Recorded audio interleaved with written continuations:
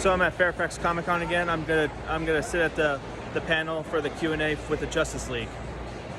Hey, y'all ready? I need a little round of applause, please, if we're ready.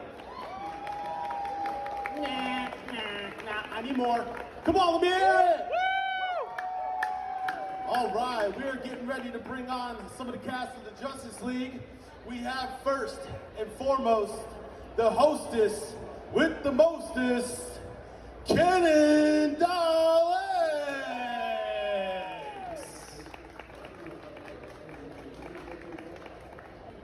All right, and then coming up next, we got Miss Susan Eisenberg.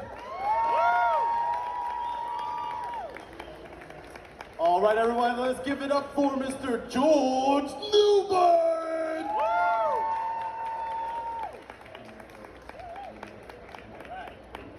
Last but not least, we have Miss Maria Canals Barrera.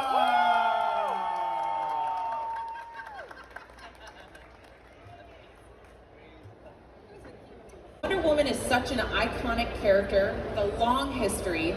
How did you make the character your own while staying true to her core traits? Two names for you, Bruce Timm and Andrea Romano.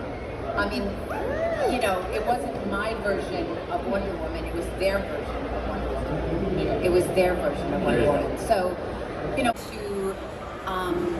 no one wanted me to sound like Linda Carter or somebody else. They just wanted me to do what they had in their minds. And that's what I did. I think, I hope, I pray. I think we can all agree you did a fantastic job. Yes. Okay, so then you're next in line, because you're right there. You know, we're just going to go down the table. Sure. So voicing Superman comes with a sense of responsibility. How did you balance Superman's godlike abilities with his relatable human side? Well, you've heard me say it before, but it's kind of impossible to think about wrapping your head around the responsibility of such an iconic superhero. But I just specifically thought about my older brother, who was an Eagle Scout. He's a surgeon now, and I'm just a silly actor. So I could just think of what my brother would sound like in that sort of situation. That's awesome. I love hearing a lot of actors pulling from real life and other people that inspire them. It makes it have a little more human touch. That's pretty awesome. Indeed. So now for you, Maria, Justice League dealt with themes of teamwork and unity. How did you approach portraying Hot Girl's journey from more individualistic mindset to being a part of a league? Well, one of the things that really helped was when we recorded our episodes, our director, Andrea Romano, liked to have us all together in the same room.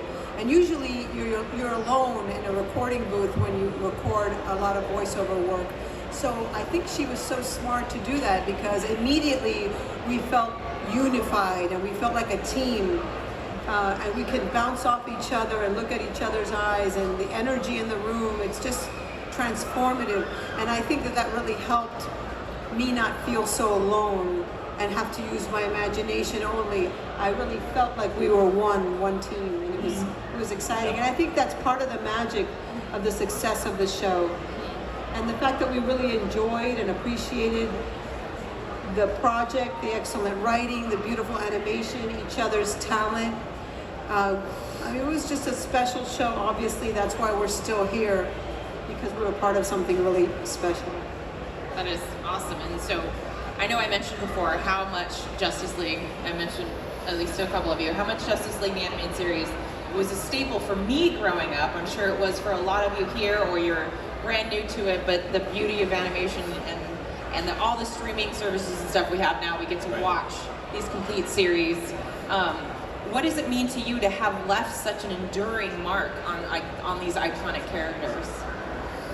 Oh God! I know, the heavy questions. It's not. It's like I'm just like incredibly grateful, incredibly touched to have been blessed and lucky enough to be part of something so good, because as an actor, we always want to work. We love the work, and sometimes you get something that's not so great in the writing, but it's our job to make it great.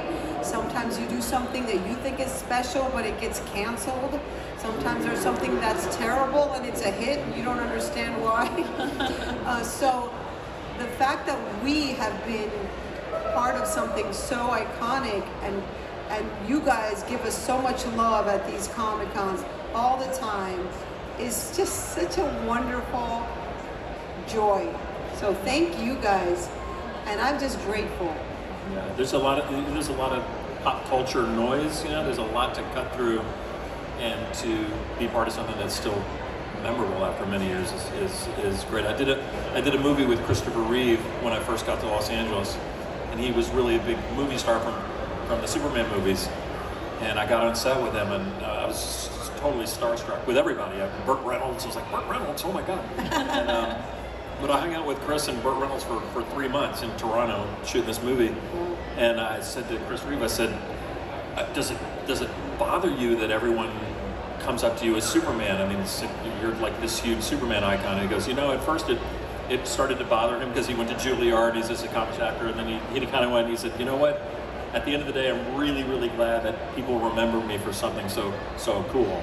So I'll never forgot that. But at the time, I hadn't done Superman yet, so it was kind of cool. It's almost like foreshadowing. Yeah, I mean, I think if you're lucky enough to work on something like the Justice League, you never take it for granted. And also, like, you all have, when you meet us, you tell us we were part of your childhoods. And, that feels like a tremendous gift to all of us, that we were part of something positive in your childhoods, and now you're sharing it with your children. So you can imagine what it feels like for us to know that it's carrying forward. And I wish all of you knew that feeling of being told by people that they love what you did and that you were part of something special to them. It's a beautiful feeling. It really is. And I don't think anyone who worked on the show takes it for granted for 1 second. Yeah. It is wonderful. Sorry. I'm just, if you can't tell, I'm totally geeking out, but I'm like really ringing it in. You're doing great. Thanks. Doing great. Yeah. Wonder Woman just said I'm doing great. Were there any particular episodes or story arcs that you found personally impactful while working on the series? Well, that's an easy one. Well, I love Star-Crossed. Yeah, it's great. I thought that whole romantic vibe that they had with the Green Lantern and Hawkgirl was really special and beautifully done and so cinematic. And we had a lot of amazing episodes, and you guys remind us, because we did so much and so long ago, and it's really great. But I would say Star-Crossed is my favorite. I like For the Man Who Has Everything, I think, is my favorite one. I just love some of the dialogue is very memorable to me, and just also I like the Christmas episode, which was kind of, it's good to see Superman be cozy. Yeah. Which is kind of fun. I have a lot. For different reasons. You are a lot. You are a lot, Susan. This little piggy always stands out for me. Paul Dini wrote This Little Piggy, and you have Kevin singing, and Kevin sang Am I Blue in that beautiful voice that he had. And I just thought it was a sweet episode. I loved the flirtation between the two characters, and you really saw that in that episode. But I loved The Once and Future Thing. I loved Maid of Honor, Secret Origins, and Star-Crossed. I was a huge fan of the Green Lantern, Hawkgirl storyline. I thought it was so, where Batman and Wonder Woman were flirty and fun, they had a real romance that was as dramatic as anything you've seen in live action. It was completely glorious to watch it. So yeah, I have a lot of different, there were a lot to choose from. Yeah. But those are just a few that jump out. There were others, I'm sure, but those are the ones that jump out. So voice acting it often involves creating characters present solely through their voice. How do you convey those emotions, the personality, even the physicality, using only your vocal performance? Well, don't forget, we're also drawn. And oftentimes I'll look at Justice League episodes and I'll see my expressions, which aren't Susan's expressions. They're Diana's, that were drawn by people like, Dan Riva or one, there are people creating these images, but you know, you do use physicality. Like we would all be, you know, we would be using our bodies, and we would feel certain emotions as we were playing the scenes. I mean, it was emotional. You know, some of those scenes were quite stirring. And you know, it's at the end of the day, you're an actor, and at the end of the day, you're using your imagination to make it feel as real as possible as you can, so that when the audience watches it, they feel it's real. That's our job, and if we do a good job at that, it feels authentic to the audience. It's a wonderful challenge to create something that comes out of you physically by using your imagination, and that's where the actor has to completely surrender to the memory that is parallel to the emotion of the character, and trust your body to let it out and feel it. And your voice is different, your emotions come out, and I love the challenge of it. And what's kind of cool for me, I remember, is that I had both my daughters during the 4 years that we recorded the Justice League. So I had 2 pregnancies in those 4 years. And I tell them, and you know, any mothers here know how you get emotional and you get, you know, all kinds of emotions in general, just knowing that you're carrying life and you're going to have a child. So I remember Andrea would say, okay, because sometimes I'd get like, very princessy, and she'd say, "You're a warrior. Hawk Girl's a warrior." So I'd have to like, "Ha!" And she'd say, "You're practicing for childbirth." And I say to my girls, "You know, you guys were there. You're part of the Justice League. You were in the booth with me. You were there." And they're like, "Oh my gosh, I never thought of that." So it's different than live action, obviously, in that you can't see us, and people think that in a way it's kind of like easier or lesser than, because you can't, you know, we don't have to worry about what we look like as an actor, and that's true. Like, you don't look into our eyes and know what we're thinking the way you do when we're on film. But that challenge of trusting what's going on physically as the actor and letting it out in our voice is exciting. I really enjoy it. Also, I think it's a technical thing. I think as people, we tend to be sort of muted in our responses to things. Everybody's too cool for everything. Yes. Hey, it's all visual. But when you're doing voice work, you really have to sort of put your ear out, and it needs to be a little more dramatic than you really feel or think it needs to be, because then it comes out as actually normal when you're watching an animated. You just have to, everything goes up about 30%. Right, and vulnerable. then it seems normal, right? You have to be more vulnerable. Vulnerable, Yeah. and then accentuate it in a weird way. Yes. So we all probably want to know some behind the scenes fun. Is there any stories from when you were recording that like stand out, like something silly that happened, or maybe somebody ad-libbed something that just made everybody lose it and laugh? Well, Michael Rosenbaum was in the room, so you know Oh, gosh, things yes. silly happened. Michael's cut up, yeah. Silly happened every time Michael Rosenbaum was in the room. I mean, George is hilarious. George We and just Michael- cut up. We just cut up. Oh my gosh, it Couldn't stop talking. was all the time. And so I'm trying to remember one time, but it was all the time. They would try to make each other laugh, and they'd say all kinds of things to each other. Yeah. And also Phil was in Phil all. Lamar was just absolutely. He was on Mad TV, so you know he was funny. He's very funny. Oh my gosh, we could And not we stop. really enjoyed it. Kevin was great. Kevin was- Conroy just was constantly just giggling.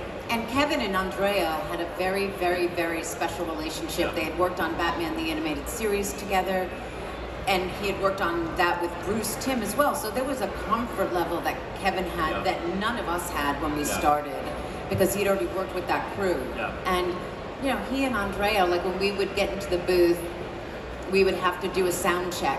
So, you know, you'd read a couple of your lines, and they would, you know, check your levels and make sure the mic was okay. And, you know, whenever Kevin had to do his sound check with Andrea, he would be like, Andrea. You know, and she would just, Andrea. And she would just be like, yes, Kevin? Yeah, that's good. That's good. You're good. You're good. You're good. I mean, it was just, you know, it was a sweet room. We were very, very lucky. It was just a good bunch of people and guest stars. We had like really famous people walking in those rooms, and it was just like, holy moly, you know, there's so and so, there's so and so. I mean, look at our guest list on IMDb. That's crazy. It's crazy how many stars we had, and they all did it at scale. And, you know, it wasn't like they had these big salaries. It was joyful. Yeah. Awesome. So the Justice League has a dedicated fan base. Can you share some memorable interactions or experiences that you've had with fans over the years that have been touched by your portrayals, other than me geeking out backstage? Oh my gosh, all day, every day with you guys. It's wonderful. It's beautiful. Sort of intergenerational sort of nature, which is really cool. Like somebody will say I saw it as a kid, and then I brought my son to see it, or my daughter, or whatever, and usually it was cereal and watching after school is my biggest comment. You know, I did meet a woman a few years ago who had been in the armed forces, and she had been injured, and she lost her arm in the armed forces during combat. And she told me the story that she was afraid to fly after she was injured, and everyone in her unit was, you have to get back in a plane, you have to do it. And so she did skydiving to try to get back into it. Oh my goodness. And she wore a Wonder Woman cape Oh my God. on her first attempt at skydiving. And she brought it to show me, and I signed so it, cool. of course. That And is so cool. beautiful. and she, you know, I have pictures of her, and I still remember her because, I mean, that's just one story. We've been doing this a long time. We've been doing a lot of Comic-Cons. There are so many, you meet so many people who will be very vulnerable with you and tell you what they've been through and how the show or these characters has helped them get through things. So, but she stands out. But there are many of you who stand out. We're very lucky in that way that you've shared your stories with us. So we appreciate that. And one of the things that I hear that I really think, oh, this is so great, is a lot of Latin American people Yes. really appreciate that Hawkgirl was voiced by a Latin American actress, and that it was just about Hawkgirl. It wasn't like, you know, just putting her in any kind of box because of the actress's heritage or anything. It was basically, you know, open to all kinds of talent, and they cast a very diverse cast, and I think, you know, not having those limitations on us as actors, you got to put together a great cast. I think our cast is a terrific cast, and I appreciate Andrea and Bruce for doing that. And it means a lot to a lot of young people that are part of minorities to see not only the superhero who has all kinds of different skin colors, green, black, white, and different species.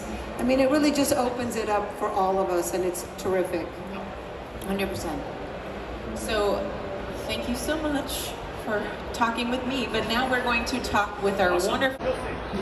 First off, my name's Justin, and Justin. meeting you guys has been the best birthday present ever. Oh, thank happy you, Justin. birthday. Thank you. Oh, today? It was last week, Oh, well, happy but this is a birthday. birthday present for my mother. Oh, okay, good. Awesome. In your opinion, who is the strongest villain you guys ever faced all together? The Joker? You know, I think for me it was, you know, maybe Cheetah, because she got into my head a little bit, you know, so maybe not the strongest physically, but mentally she was a challenge for me. I'd say dark side for me. He's always a pain. Yeah, dark side. Thank you. Happy birthday. Yes, happy. Happy birthday, Ma.